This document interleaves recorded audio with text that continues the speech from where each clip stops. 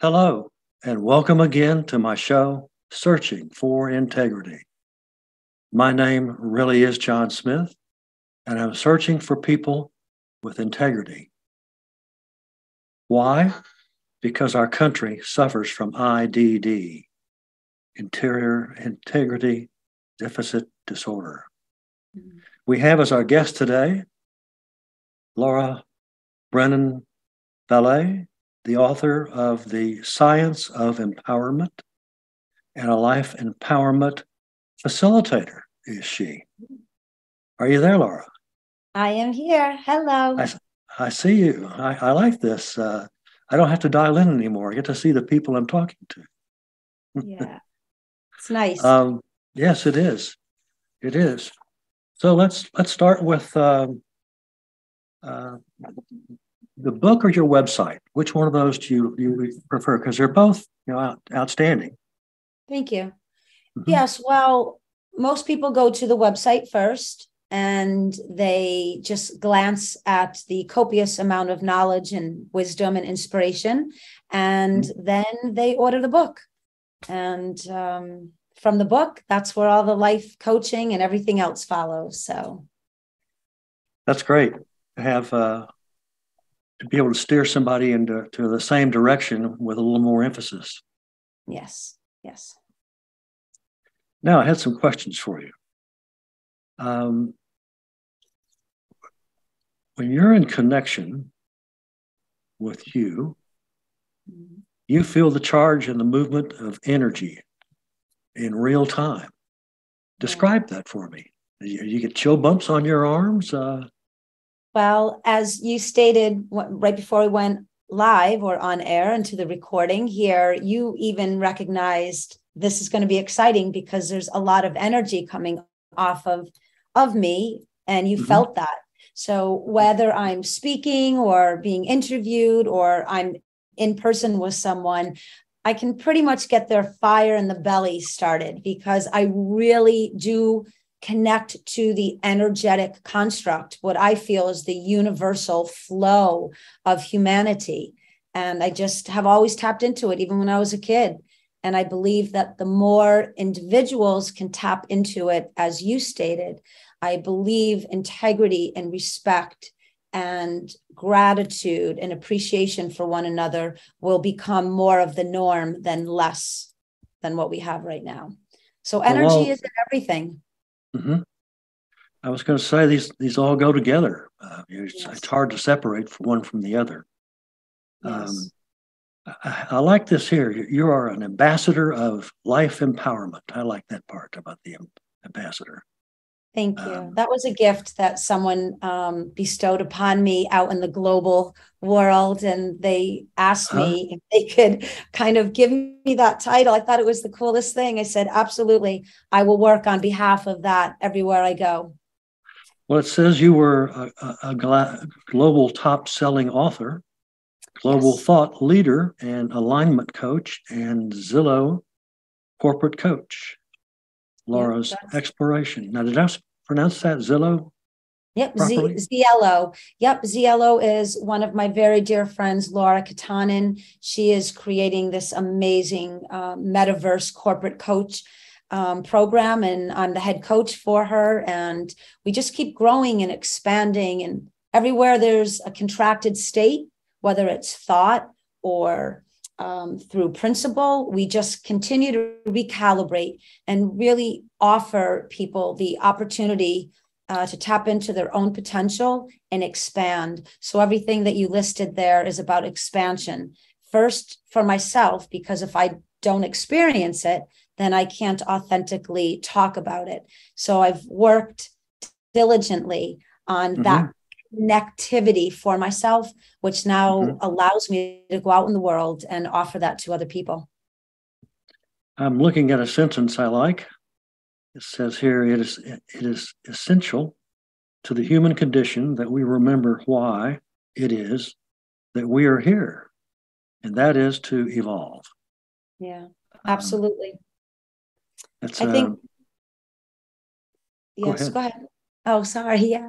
Um, yeah, that is for me the only reason we are here, because under that beautiful umbrella of self-evolution, all of the other pieces of the human condition come into play.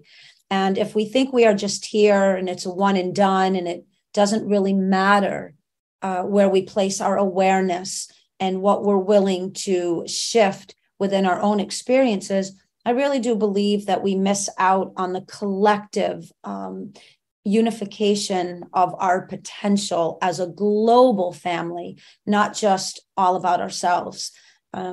So, yeah, I think that's important. Well, you have to remind yourself, there are a few other people out there. Just a few. Just a few.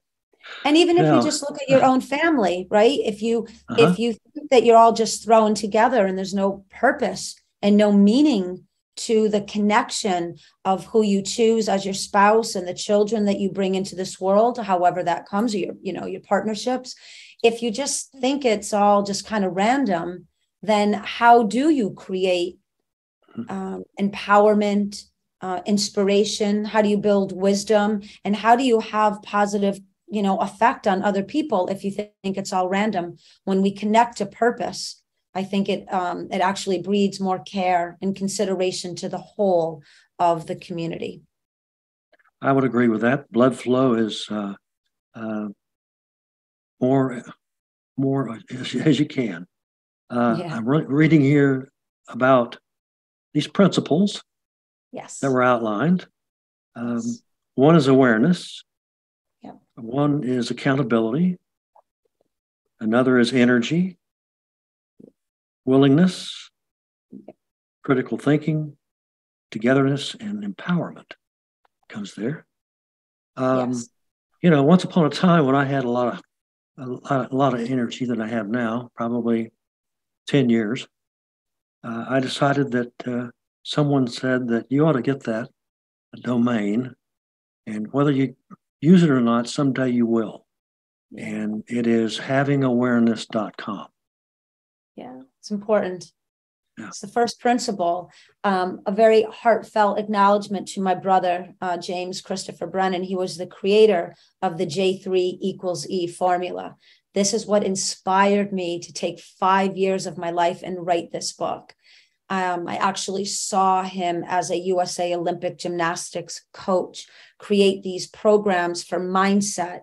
And I've always been about energy. So mind, body, consciousness. I was a spiritual kid, even when I was very, very young.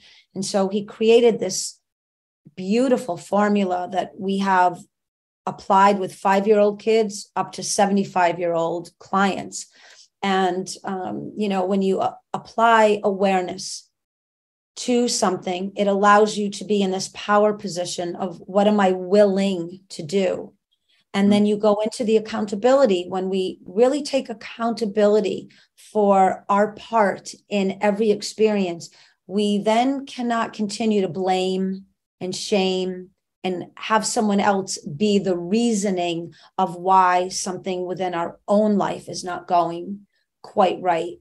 And then critical thinking, fourth principle, I love this. It takes the emotionality out of a lot of what we go through. So we become, quite our emotional intelligence, right? Our IQ has this opportunity to really evolve because we stop operating from the ego, which is a lot of emotional baggage, and we can critically think our way through experiences.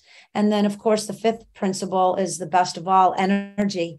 And this is where we choose negative, positive, or neutral. And when you really become very connected to the choice of one of those energies, you start to see that negative energy truly is a choice. And there are ways to neutralize and then absolutely experience positive energy, again, in almost every experience. Getting dialed in, I think it's known as. I was looking here as well, the avoid negativity. Of the list here, that one picked on me the most, I should say. If I consistently concentrate on other people and focus on what I think is wrong about their choices and their behaviors, I can find fault easily.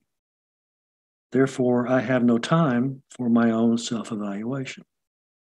So Yeah. I can get wrapped up in that, and then and I have to say, "Whoa, wait a second, where are you going?" Yeah, and so many of us do. This is again part of learning new skills and being disciplined and really finding integrity in the process of our humanity. If I constantly am finding fault and placing judgment outside of myself, that's easy. Then I don't have to do any work. I don't have to look at myself. And this is only where true evolution takes place, right? When we reflect back onto ourselves, when we observe our own behavior, our own choices, this is how we gain compassion for others rather than just blaming. And as you said before, I mean, we're living in a world right now that is in a great deficit of a lot of this. Right, right. No doubt about that. Yeah. Tell me a little more about and how it came about and how you use it, the J3 formula. Yeah. So again, the J stands for the 5 Jekyll principles. That's JEKL. That's an acronym. The 3 is for negative, positive, neutral. And then the E is for empowerment. So when you apply these 5 principles and you choose neutral to positive, you will create an empowered life. And we started again applying these with our clientele. We have a neuromuscular training facility here on the East Coast in Connecticut. And we train lots of athletes of all different kinds. And my brother and I were curious what would happen if you applied this formula to everyday people. So even young athletes, their mindset is already prepared to be disciplined, to sacrifice, to compromise, to go after, right, that winning medal. Or, even if you're just a football player on the local team, it's important, right? You want to be part of the championship experience. So we started applying this formula on everyday people, moms, dads, just everyone, including myself. I lived it. I worked it and put it to the test for years. And when you begin to apply awareness, willingness, accountability, critical thinking, and the choice of energy in all interactions, you really do begin to understand how powerful you really can be as a human being, and how what you add and the way you add your personal vibration or your frequency into the collective has either negative or positive causation on the whole. So you no longer want to add in negativity to the global community. You don't want to contribute negativity. You either want to neutralize it, or most of us want to really add in something positive and brilliant and beautiful that has meaning and purpose. And this is what we do. And we do it all the time. We live this in my family every day. That's great. One short sentence here says, we moved with power to begin our development. Yeah. The technical use of the J3 formula will be an essential tool used to stabilize and balance out real-time energy disruption. That's not easy. That's not easy. You got to know how to do that, I would think. Yeah. So right away, I would recalibrate that word "not easy," and I would recalibrate that into what a welcomed challenge. I've got this. I can do this. I can read. I can learn. I can study. I can become disciplined in the way I handle myself. And then that will be an example for someone in that disruption. And it always happens. You could have a group of 100 people. It takes one person to vibrate at that higher level. And there's always one other that will match it, because we are born with that, knowing we just lose it. And so we all get disrupted very easily if we do not have ownership to our own power, not power of ego. This is power of humanness, power of being an aware, self-actualized human being. And when we don't quite have that connection aligned, we can be in a state of disruption almost 24 hours a day, short of sleeping, right? Went right to it. We now occupy space and time with thought, with intention, and with purpose. Yeah. That's a powerful sentence on its own. Yes.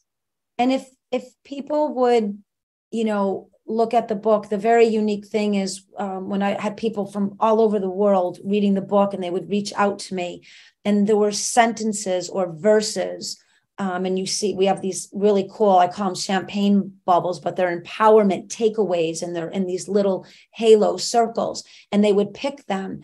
And I started to realize that people were hungry for the opportunity to show up and to be on purpose, to have a reason to not be in a state of stagnation, a state of negativity. And sometimes a word or a book or a movie or a podcast or a radio show, there's someone out there that can hear, and then they read the book, and then they share it with someone else. And again, this is about being on purpose. If I didn't follow my purpose, there's thousands of people now that I would have never touched their lives, and they touched mine back. And then we write you 1x it, you 5x it, you 10x it. And this is really the point of that, is being on purpose and not letting individuals just move through the day. Have a reason for why you are here and what you are doing each day. Well, sometimes it's hard to keep up with, whether you want to or not. Sometimes the wind blows in a certain direction and takes you with it. Yes. Here's another sentence for you. Emerge your oneness to the acceptance of the collective whole, and gain the compassion to think beyond singularity. Yeah. We, for many reasons, some of us have gone through a lot of hardships in our childhood. And so we create these masks, we create these coping mechanisms, and they come through the ego rather than that spiritual sense, or that consciousness sense, or that God sense. And we forget that we really are part of one. We really are. It's so easy for us to think about ourselves, only me, what matters to me, what makes me feel good, what do I need in the moment. But the moment you let go of that and you start to ask, what does that other person need? Or what does that group need? There's some kind of alchemy that begins to emerge in your awareness. And you start to connect to others differently. There's a difference between being selfish for evolution and being self-centered for personal gain. And I think if we all understood how much we truly are one, we would not be experiencing so much of the disruption that we are right now. Right. So if you don't watch it, you get spread too thin. Yeah, and very much. You have to regroup and assess, and then try it again. Yeah. That's how I would approach it. Yes. Accountability is a huge word that is often thrown or mentioned or yelled at the people who have accountability or don't have accountability, we'll just what's the word? It reminds me of Groucho Marx. He said something to the effect of, if you don't think I am, then do you see my lips moving? Yeah. Yeah, accountability is definitely challenging for a lot of people. Even I have clients of all styles and textures and mindsets. And, it is a challenge for someone to say, I am accountable for that causation, whatever it may be. But again, there's such power in taking accountability for when you look back, whether it's a moment ago or a decade or so ago, and you learn and you are able to almost rewrite the lesson so that it can serve a higher purpose. But until you can take accountability for where you faltered, maybe did wrong, it's an impediment. It's a block. It kind of anchors you still to that past. You have to know what that experience of self-accountability looks like and feels like, because then it allows you to have more freedom. You unlock yourself from the weight of regret, from the weight of guilt, shame. And we all have it. It's part of the human condition. Some have deeper levels of all of that. Some don't have as much trauma, but we all have enough compassion to understand that we've all messed up and it's okay. But when you take accountability and you recalibrate what you did that maybe was in the negative side of the scale, it really does bring an authenticity as you move towards the more positive side of the scale. Mm-hmm. So I think accountability is a very important personal skill, and certainly a global skill to experience and to offer and to exchange to one another. Right. I'm a big believer in accountability, because how else are you going to measure yourself and measure others if you don't take accountability? Right. A true accountability, not just something you throw on a wall in hopes that it sticks. That's right. Now, one other item that it got to be a big deal, I think, somebody took it, twisted it a few years back, and you've got it simply as critical thinking. Yeah. And what was that about the critical thinking? Did you get canceled or something? Is that how that went? Well, in my world, I don't pay attention to too much of when someone cancels or brings something to the forefront. I like to think of myself, and I'm saying this in the most purest of ways because I want to bring awareness to how others can begin to create this mindset. Mm-hmm. We all know what feels right, and we know what feels wrong. We just do. We don't need anyone to tell us what is right or wrong. We just know it. Even if we're in a very negative environment and there's a lot of hardships around us, we still know. We may choose to continue to go down the wrong path, but we know. Critical thinking, I love this because it's without influence of a lot of emotion, right? And this is not to say take emotionality out of our human experiences. It's to, again, acquire and apply this skill of when we need to be emotional and when we need to be in a critical thinking mindset. Critical thinking allows us to take a step back and really view an environment for the collective good. Not me, not what I need, not what my emotional charge is telling me I need to placate some issue that I haven't dealt with. Critical thinking allows me to observe the collective environment and do what is best for the whole. And that means taking the ego, right, moving it out of the structure that you're in and really looking at it from a positive intellectual mindset. How can we up-level or recalibrate or neutralize this environment so that the collective is cared for and in consideration of? When we run emotionality, it's very self-serving and it really does not, again, serve the collective. Right. Laura, I want to ask you to offer to my audience and my listeners where they can find your book and all that's going on with the new launch, I guess I could say, at least. All right. So yes. Go ahead. Tell them where it is. Yep. So www.thescienceofempowerment.com.